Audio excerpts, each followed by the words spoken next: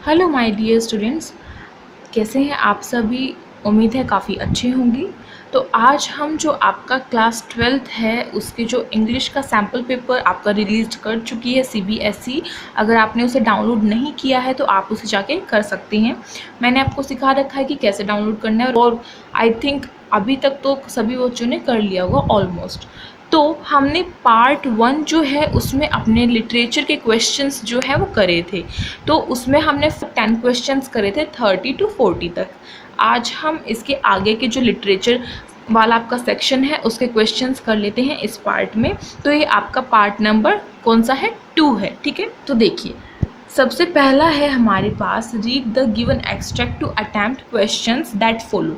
इस क्वेश्चन बोला गया है कि आपको ये नीचे का रीड करके और उसके बेसिस पर क्या करना है, क्वेश्चंस के आंसर्स जो हैं वो पुट आउट करने हैं। ठीक है, तो ये आपका क्या है, पोएम वाला आ गया। ठीक है, ये आपका पोएम वाला पार्ट जो है वो आ गया है यहाँ पे। पहले पार्ट में हमने देखा था पार्ट नंबर 1 में, उसमें हमने दोनों जो चैप्टर्स थे उनके पार्ट दिए गए थे, यानी कि उनका कोई पैराग्राफ दिया गया था बीच में से एनसीईआरटी बुक में से, और फिर आपको एमसीक्यूज पूछे गए थे। तो जैसे कि मैं बोलती हूँ एनसीईआरटी को आपको अच्छे से पढ़ना है, बिल्कुल लाइन टू लाइन। क्यों बोलती हूँ आप देख सकते हैं यहाँ पे, कारण क्या है, रीज़न क्या है, इसीलिए मैं बोलती हूँ क्योंकि जो आपकी जो पैराग्राफ है एनसीईआरटी की या फिर जो स्टैंजा है पोएम के, उनमें से ही एमसीक्यूज बनते हैं। अब एमसीक्यू कोई बाहर से तो नहीं बनाएगा, है ना। तो चलिए ये बात तो हो गई आपको थोड़ा मोटिवेट करने के लिए। अब देख लेते हैं अपने पोएम। तो देखिए सबसे पहले हम अपने पोएम को अच्छे से रीड कर लेते हैं। ठीक है, तो ये पोएम जो है मैं आपको बता दूं कि ये पोएम आपका जो स्टैंजा आपको दिया गया है, ये आपको किस पोएम से दिया गया है, an elementary school classroom in a slum. ये पोएम मैंने आपको करा रखी है, इसकी लिंक आपको डिस्क्रिप्शन बॉक्स में मैं प्रोवाइड कर दूंगी, आप वहाँ से जाके चेक कर सकते हैं, या फिर आप जो प्लेलिस्ट होती है उसमें जाके चेक कर सकते हैं। This is your choice. So now the tall girl with her waved down had, the paper seeming boy with rat's eyes, the stunned unlucky hair of twisted bones, reciting a father's Gernald disease, his lesson from his desk at back of dim class, one unknotted, sweet and young, his eyes live in a dream। ठीक है, तो ये पूरा का पूरा जो मैंने stanza है ये मैंने रीड कर दिया। इसको मैं आपको ज़्यादा मतलब इसकी पूरी एक्सप्लेनेशन तो यहाँ पे नहीं बता सकती स्टैंजा की, बिकॉज वीडियो काफ़ी लॉन्ग हो जाएगी। उसके लिए आपको जो इसकी एक्सप्लेनेशन वीडियो है वही देखनी पड़ेगी। मैं शॉर्ट में बता देती हूँ कि एक लंबी सी लड़की है, उसके जो कंधे हैं, शोल्डर्स है, उस पर काफ़ी ज़्यादा क्या है, भार है। अब जो भार है वो किस चीज़ का है, पॉवर्टी का है, गरीबी का है। साथ ही यहाँ पे एक पेपर सीमिंग बॉय यानी कि एक दुबला पतला सा बिल्कुल सूखा मरियल सा लड़का दिखाया गया है, जिसकी जो आंखें हैं वो कैसी हैं, चूहे की आंखें जैसी, चूहों की जैसे चूहे की आंख होती है सेम वही जो आइज़ हैं वो इस लड़के की, यानी कि कंपेयर किया गया है, राइट। फिर उसके बाद बताया गया कि इन बच्चों को, जो स्लम के बच्चे हैं, इनको इनके फादर से क्या मिलता है, विरासत के तौर पर इनको एक डिजीज़ मिलती है जो है गेनाल्ड डिजीज़। ठीक है, तो यहाँ पे इतनी बात हो जाती है क्लियर। अब चलते हैं इनके एमसीक्यूज़ की तरफ। तो फर्स्ट क्वेश्चन है हमारे पास 41 है, the poet draws attention to the problem of dash while describing the boy as paper seeming.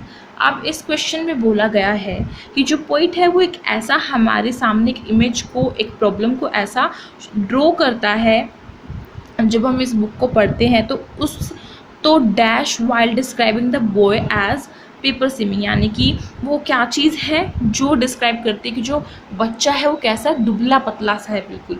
तो जो बच्चा है वो दुबला पतला एकदम सूखा मरियल सा क्यों दिख रहा है, क्योंकि बिकॉज ऑफ माल न्यूट्रिशन की वजह से, कुपोषण के कारण जो है वो बच्चा जो है एकदम पतला सा हड्डी जैसा दिख रहा है। ठीक है, तो ऑप्शन नंबर ए जो है ये इसका करेक्ट आंसर हो जाएगा, माल न्यूट्रिशन।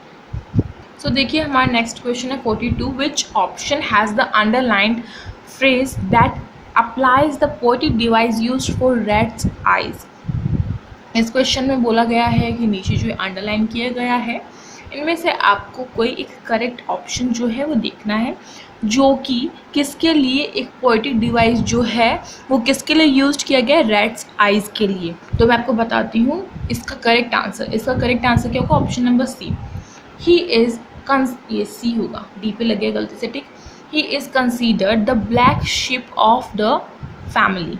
अब नेक्स्ट क्वेश्चन है हमारे पास, select the correct option to fill the blank. The tall girl's head is whipped down due to the dash. अब मैंने आपको बताया था कि जो एक लंबी सी लड़की है उसकी जो हेड है, उसकी जो गर्दन है वो आगे की तरफ क्यों झुकी हुई है, because of burden of poverty. तो कौन सा ऑप्शन ठीक होगा, जल्दी से बताइए फास्ट। देखिए ऑप्शन नंबर ए है इफेक्ट ऑफ डिजीज, बी है नीड फॉर कॉन्सेंट्रेशन, सी है desire to remain unnoticed and D है बर्डन्स ऑफ पॉवर्टी। तो ऑप्शन नंबर डी जो है आपका वो यहाँ से करेक्ट आंसर हो जाएगा। Now our next question is 44. The literal meaning of reciting refers to delivering the lesson aloud. What does its figurative meaning refer to?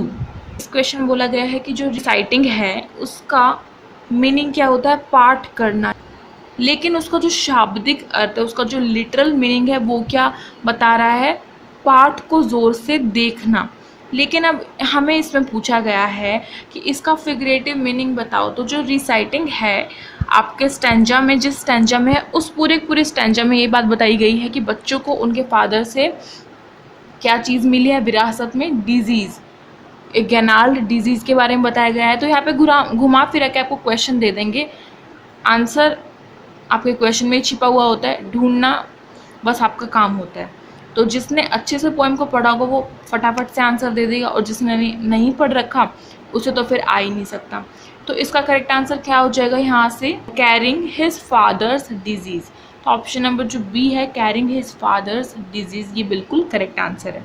फिर नेक्स्ट क्वेश्चन है 45 हमारे पास, how does the unnoted people present a contrast to others. अब इस question बोला गया है कि एक जो अननोटेड सा बच्चा बैठा हुआ था क्लास में, प्रेजेंट था, वो दूसरों के कंपैरिजन में कैसे अलग था, क्यों अलग था दूसरे कंपैरिजन में। सभी जो बच्चे थे वो सूखे मरियल टाइप दिख रहे थे, उनके हेड पे पॉवर्टी का बर्डन था, लेकिन जो एक अननोटेड बच्चा बैठा हुआ था वहाँ पे, उसकी आंखों में एक अलग ही चमक, अलग ही रोशनी दिखाई दे रही थी। किस चीज़ की, बहुत अच्छे ड्रीम्स की, सपनों की।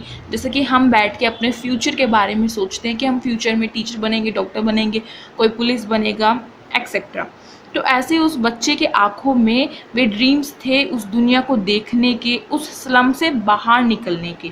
तो इसीलिए यहाँ पे करेक्ट आंसर क्या हो जाएगा, he appears to be in a world of dreams.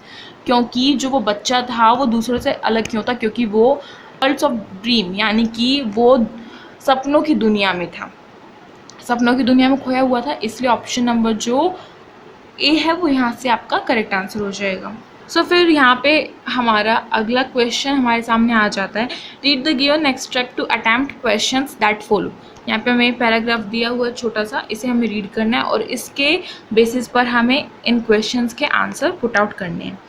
तो सबसे पहले अपने पैराग्राफ को पढ़ते हैं। He said I was unhappy that made my wife kind of mad, but he explain that he meant the modern world is full of insecurity, fear, war, worry and all the rest of it, and that I just want to escape.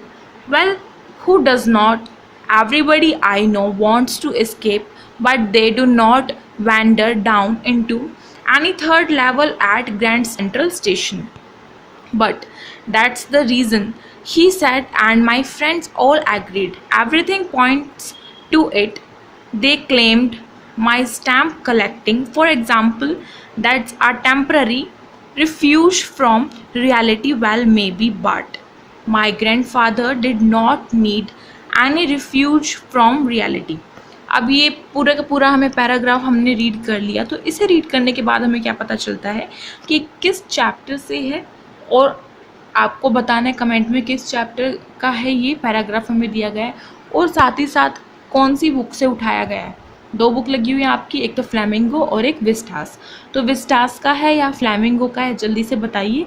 और कौन सा chapter है, ये chapter का नाम बता दीजिए मुझे जल्दी से। देखिए, तो हमारा क्वेश्चन हमारे सामने आ जाता है, why did Sam's verdict make Charlie's wife mad. इस क्वेश्चन में बोला गया है कि जो सैम है उसका जो फैसला था उससे जो चार्ली की जो वाइफ है वो पागल क्यों हो गई थी।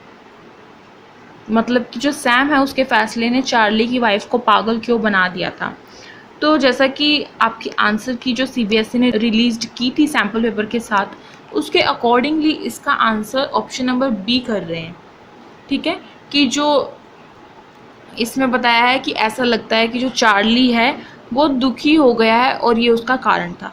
लेकिन मेरी तरफ से मेरे अकॉर्डिंगली आंसर मुझे कुछ ठीक ठाक नहीं लग रहा है इस क्वेश्चन का, इसीलिए मैं इसका आंसर ऑप्शन नंबर सी कर रही हूँ। It made her aware of Charlie's delicate state of mind, यानी कि जो सैम है उसका फैसला क्या था चार्ली के बारे में कि वो क्या है, थोड़ा मानसिक संतुलन जो है वो उसका थोड़ा नाजुक हो गया है। मतलब कि एक उसका जो माइंड है, उसकी जो मेंटेलिटी है वो थोड़ी सी नाजुक हो गई है। नॉर्मल इंसान की तरह उसका माइंड नहीं है, क्योंकि वो थर्ड लेवल के बारे में बात कर रहा था ग्रैंड सेंट्रल स्टेशन पर, जैसा कि कुछ था ही नहीं। इसीलिए मेरी तरफ से ऑप्शन नंबर जो सी है उसको मैं करेक्ट कर रही हूँ अपनी तरफ से। लेकिन आपके सीबीएसई ने आपके आंसर की में ऑप्शन नंबर बी को करेक्ट किया है, बट मुझे वो सही नहीं लग रहा है। तो आप देख लीजिएगा, जो आपकी मर्जी हो आप किसको करेक्ट करेंगे। अगला क्वेश्चन हमारे सामने, Sam's explanation to the reaction of Charlie's wife was dash in net. इस क्वेश्चन में बोला गया कि जो चार्ली की जो वाइफ है उसका जो रिएक्शन था उसके बारे में जो सैम है यानी कि चार्ली का फ्रेंड वो क्या एक्सप्लेन करता है। तो वो बिल्कुल क्या एक्सप्लेन करता है, क्लेरिफाई मीन्स स्पष्टता करता है। मतलब कि बिल्कुल जो एक स्पष्ट व्याख्या होती है, एक क्लेरिफाई एक्सप्लेनेशन वो देता है चार्ली की वाइफ का रिएक्शन को देखकर। उसके बाद नेक्स्ट है हमारे पास question number 48, select the option that signifies the condition of people of the modern world mentioned in the extract. इस क्वेश्चन बोला गया है कि इन सभी जो ये आपको दिए गए हैं इनमें से आपको कुछ ऑप्शंस जो आपको सही लग रहे हैं उनको टिक करें। कंडीशन क्या दी गई है, जो कंडीशन हमारे ऊपर के एक्सट्रैक्ट में हमने रीड किया था उसमें मॉडर्न वर्ल्ड के बारे में जो पीपल बताए गए हैं कि वो कैसे कैसे होते हैं, वो कंडीशंस दी गई है। तो देखिए यहाँ पे ऑप्शन है, फर्स्ट है अनश्योर, सेकंड है लेजी, थर्ड है ऑफेंसिव, फोर्थ है एंशियस एंड फिफ्थ है हमारे पास अफ्रेड। तो देखिए सबसे पहले हम अपने ऊपर के एक्सट्रैक्ट में जाते हैं एक बार, उसी से हमें पता चल जाएगा। देखिए ये आ गया, इसमें यहाँ पे हमें दिखा रखा है, he meant the modern world is full of insecurity, fear, war, worry and all the rest of it. मतलब कि जो मॉडर्न वर्ल्ड है यानी कि आज का जो टाइम है उसमें क्या होता है, बहुत डर होता है, इनसिक्योरिटी होती है, वॉर का टाइम मतलब सब में लड़ाई वड़ाई चल रही होती है, चिंताएं होती हैं अपनी अपनी, और काफ़ी सारी चीज़ें जो कि मॉडर्न वर्ल्ड के टाइम पे है। लेकिन जो हम अपने पास्ट यानी कि जो हमारा पास्ट है बहुत पहले का जो है, यानी कि ये जो चार्ली जब थर्ड लेवल में गया था तो वो 18 के टाइम पे वो पहुंच गया था, 18 समथिंग करके। तो उस टाइम में बहुत ज़्यादा मतलब ऐसा कुछ होता नहीं था जैसे कि आज वर्ल्ड में जो हम हैं हमारे साथ होता है, यानी कि मॉडर्न वर्ल्ड में होता है। डर होता है कहीं ना कहीं, इनसिक्योरिटी फील करते हैं हम, काफ़ी सारी चिंताएं होती हैं अपनी अलग अलग। तो देखिए उसके अकॉर्डिंगली, अब एक्सट्रैक्ट के अकॉर्डिंगली क्या है मॉडर्न वर्ल्ड में आजकल, एंड इनसिक्योर है यानी कि इनसिक्योरिटी है मीन्स। और यहाँ से तो फर्स्ट ऑप्शन ये करेक्ट हो जाता है। फिर उसके बाद फोर्थ देखिए, चिंताएं हैं काफ़ी सारी हमारे पास, तो फोर्थ भी यहाँ से करेक्ट हो जाएगा। और फिफ्थ यानी कि डर, अफ्रेड मीन्स डर। तो ये तीनों चीज़ें जो है वो आज प्रेजेंट मॉडर्न वर्ल्ड के टाइम पे है, इसलिए ऑप्शन नंबर कौन सा करेक्ट हो जाएगा यहाँ से, option number D, first, fourth and fifth correct हो जाएगा यहाँ से। अब देखते हैं क्वेश्चन नंबर 49। तो नेक्स्ट क्वेश्चन हमारे पास 49, select the option that displays a cause effect set. इसमें बोला गया है कि हमें ये देखना है और इनमें से कोई एक करेक्ट ऑप्शन जो वो सिलेक्ट करना है जो कि कॉज का इफेक्ट बताया गया कि क्या इफेक्ट पड़ रहा है उस कारण से। ठीक है। तो यहाँ पे सेट दिए हुए 4 सेट हैं हमारे पास। पहला देखिए कॉज है चार्लीज स्टैम्प कलेक्टिंग, दूसरा है wandering into the third level. तो ये गलत हो जाएगा, ये कोई वो नहीं है करेक्ट, ना तो ये कॉज ना तो ये करेक्ट है, ना ही इफेक्ट करेक्ट है। सेकंड है everybody wants to escape because, यानी कि इफेक्ट पड़ रहा है modern world full of insecurity, तो ये गलत होगा। लेकिन जो ऑप्शन नंबर डी है वो हमारा सही होगा, क्योंकि जो मॉडर्न वर्ल्ड है वो पूरा का पूरा किससे भरा हुआ है, इनसिक्योरिटी से भरा हुआ है। इसीलिए हर कोई क्या चाहता है, उसको एस्केप करना, उससे अपना पीछा छुड़ाना, समझे। तो इसलिए ऑप्शन नंबर डी जो है वो यहाँ से करेक्ट आंसर हो जाएगा। तो इस वीडियो का लास्ट क्वेश्चन है 50, क्योंकि बाकी के जो क्वेश्चंस हैं वो मैं आपको इसके थर्ड पार्ट में करा दूंगी, काफ़ी लॉन्ग हो जाएगा वरना ये। क्वेश्चन बोला गया है हमसे, why did not Charlie's grandfather need refuse from reality. इस क्वेश्चन बोला गया है कि जो चार्ली हैं उसके जो ग्रैंडफादर यानी कि उसको जो दादा हैं, उनको अपनी जो रियलिटी है, वास्तविकता है, उससे रिफ्यूज यानी कि उससे पीछा छुड़ाने की ज़रूरत क्यों नहीं पड़ी। तो क्यों नहीं पड़ी, क्योंकि वो एक पीसफुल टाइम में जीते थे, यानी कि अब चार्ली के दादा हैं यानी कि ग्रैंडफादर है, तो उनसे कितने ज़्यादा बड़े हैं, तो उनका जो टाइम था वो काफ़ी पीसफुल था, शांति थी सभी जगह, ना ही कोई चिंता थी, ना कोई वॉर का टाइम चल रहा था, इसीलिए उनको रिफ्यूज करने की ज़रूरत नहीं पड़ी, किससे, रियलिटी से। तो ऑप्शन नंबर कौन सा करेक्ट होगा, option number C, he lived in peaceful times. तो यहाँ पे आपके 10 क्वेश्चंस मैंने करा दिए हैं लिटरेचर के, और पार्ट 1 आपने देख लिया होगा आई होप। ये पार्ट नंबर 2 था, और पार्ट नंबर 3 इसका जल्दी आ जाएगा। बाकी आपके कमेंट्स के ऊपर डिपेंड करता है, जितनी अच्छी कमेंट्स आएंगी उसके अकॉर्डिंगली मैं पार्ट 3 लाने की उतनी ही जल्दी करूँगी। और मेरी रिक्वेस्ट है आपसे, आपको जो टेलीग्राम ग्रुप है उसे ज्वाइन कर लेना है। किस नाम से, यूनिक क्लासेस के नाम से है। जिन बच्चों ने कर लिया है बहुत अच्छी बात है, जिन्होंने नहीं किया है वो भी जल्दी से जाके करो, क्योंकि उस पर काफ़ी सारी जो इन्फॉर्मेशन होती है वो देनी पड़ती है हमें, जो कि कॉमन इन्फॉर्मेशन होती है, वीडियो कब आ रही है या लाइव क्लास कब हो रही है, बाकी सब एक्सेट्रा। तो उसके लिए ज्वाइन कर लीजिए, यूनिक क्लासेस के नाम से, मैं दोबारा बता रही हूँ। और चैनल को सब्सक्राइब नहीं किया है तो जल्दी से जाके इसे सब्सक्राइब कीजिए, साइड में जो बेल आइकन है उसे प्रेस कर दीजिए, ताकि आपके पास जो न्यू वीडियोस की नोटिफिकेशन है वो आती रहेगी। और साथ ही साथ अगर वीडियो अच्छी लगी हो तो इसे लाइक कर दीजिए, नहीं लगी हो तो डिसलाइक कर सकते हैं, वो आपकी मर्ज़ी है। अपने फ्रेंड्स में शेयर कीजिए ताकि वो भी देख सकें, और आप अपना अच्छा रिस्पॉन्स दीजिए। मेरी एक छोटी सी रिक्वेस्ट और है आपसे, आपको अच्छा रिस्पॉन्स देना है, कमेंट्स करनी है, जिससे कि मुझे पता लग सके कि हाँ बच्चे इस टाइम पे अपनी जो प्रेपरेशन है वो करनी स्टार्ट कर चुके हैं, और आंसर्स को अटेम्प्ट करना है। मैंने आपको वीडियो के स्टार्टिंग में बोला था, लास्ट में बोल रही हूँ, कोई भी आप अगर वीडियो देख रहे हैं किसी भी सब्जेक्ट की, मैं ये नहीं कह रही कि खाली इंग्लिश की, किसी भी सब्जेक्ट की आप देख रहे हैं, आंसर आपको अटेम्प्ट करने हैं। कुछ भी हो जाए, गलत दीजिए सही दीजिए, आपको कोई यहाँ पे जज नहीं करेगा कि आपने गलत दिया है, बस आपको बताया जाएगा कि हाँ ये आपका आंसर रॉन्ग है और करेक्ट आंसर क्या है। अगर आपका आंसर सही होता है तो आपका अप्रिशिएट किया जाता है। तो हम मिलते हैं इस तरीके के न्यू वीडियोज़ में, यानी कि इसके पार्ट नंबर 3 में। तब तक के लिए मैं चलती हूँ, अब आप भी अपना ख्याल रखिए। Thank you so much.